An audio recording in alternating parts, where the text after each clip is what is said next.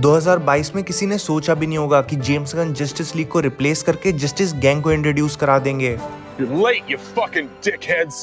James Gunn का नया DCU किसी को पसंद आया और किसी को नहीं, और मुझे खुद भी उम्मीद नहीं थी कि मुझे जॉन सीना के करियर की बेस्ट परफॉर्मेंस को छोड़ के ये बंदा पसंद आएगा। लोगों को लगता है मैं बकचोदी करता हूँ, पर ये भाई साहब नेक्स्ट लेवल। तो आज की वीडियो में मैं ये बताऊंगा कि जेम्स गन ने कितनी स्मार्टली तरीके से पीसमेकर 2 में ही अपने डीसीयू के प्लान्स बता दिए। बट ये सब बताने से पहले मेरी एक रिक्वेस्ट है, एक्चुअली 2 लाइक और सब्सक्राइब। लेकिन बिना तुम्हारा टाइम वेस्ट करे, मेरा नाम है तनिष्क और तुम देख रहे हो सिनेक्रंच। तो पीसमेकर सीजन 2 में मेनली फोकस किया गया था क्वांटम अनफोल्डिंग चैम्बर के ऊपर, और हमें ये भी पता चला कि पीसमेकर डीसीयू में नहीं बल्कि डीसीयू में ही एग्जिस्ट करता है, जिस वजह से दी सुसाइड स्क्वाड 2 मूवी भी डीसीयू में ही रन करती है। और जेम्स गन चाहे तो ब्लू बीटल को भी अपने यूनिवर्स का पार्ट बना सकते हैं। As a fan, I have to say I'm manifesting a Blue Beetle appearance in upcoming seasons.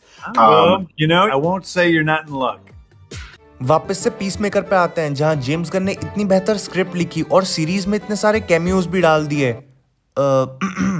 लेकिन फिर भी लोग पीसमेकर सीजन 2 की एंडिंग को वर्स्ट बोल रहे हैं, क्योंकि एक्चुअल में जेम्स गन ने वो एंडिंग बहुत जल्दबाजी में लिखी थी और फैंस इंतजार कर रहे थे कि सीजन 2 की एंडिंग में हमें सुपरमैन या फिर सुपरगर्ल देखने को मिलेगी। बट असल में हमें लेक्स लूथर और लोरी देखने को मिलने वाले थे, जो राइट डायमेंशन का पोर्टल खोलते और उसमें से हमें डेडपूल देखने को मिलता।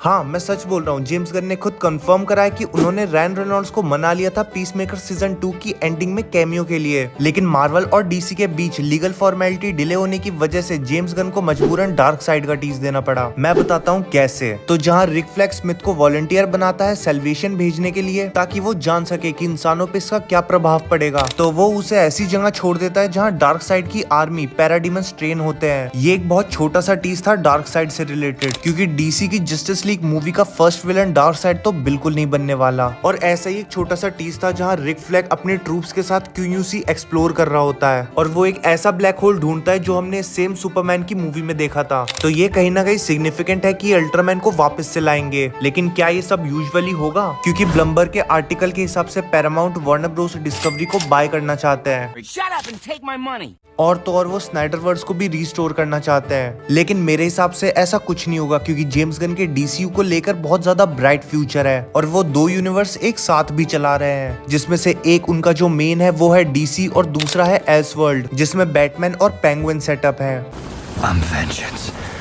और डीसी की अपकमिंग स्लेट में तो क्या कुछ नहीं है, सुपरमैन की man of tomorrow, Batman brave and the bold, dynamic duo और बूस्टर गोल्ड, और यहाँ तक कि सुपरगर्ल और लैंटर्न्स की तो फिल्मिंग भी कंप्लीट हो गई। मतलब आने वाले कुछ महीनों में हमें इनके टीजर भी देखने को मिल जाएंगे। और मैन ऑफ टुमारो की शूटिंग भी अप्रैल में जॉर्जिया में शूट होनी स्टार्ट हो जाएगी, और स्क्रिप्ट तो ऑलरेडी कंप्लीट है।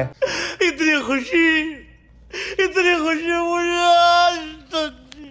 बहुत पहले मैन ऑफ टुमारो की आर्ट जेम्स गन ने अपने इंस्टाग्राम पे शेयर करी थी, जिसे जिम ली ने क्रिएट करा था, और इसाबेला मर्सिडी ने भी उस इमेज को अपनी स्टोरी पे सी यू सून लिख के अपलोड करा था, रेफरिंग की उनकी हॉक गर्ल भी मूवी में होने वाली है। और एरन पियर्स ने भी ग्रीन हार्ट कमेंट करा था, रेफरिंग की उनका ग्रीन लैंटर्न भी मूवी में होने वाला है। और इन्हीं के साथ साथ मूवी में लोबो, सुपरगर्ल और जस्टिस गैंग भी होने वाले हैं, और कुछ नए कैरेक्टर भी देखने को मिलेंगे। कौन है ये लोग? कहां से आते हैं?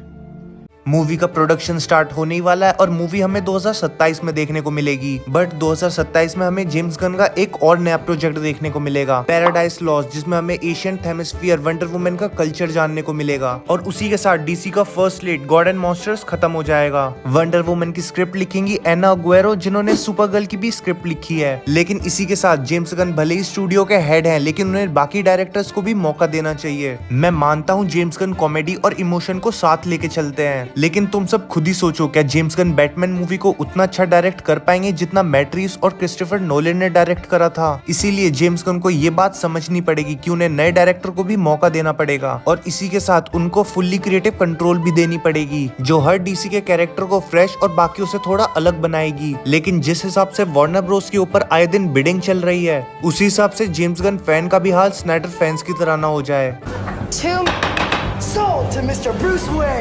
लेकिन अगर तुम लोग चाहते हो कि ऐसा ना हो, तो गुड लक के लिए मेरी वीडियो को लाइक करो, और मैं मिलूंगा तुम सबसे किसी नई वीडियो में किसी नए दिन।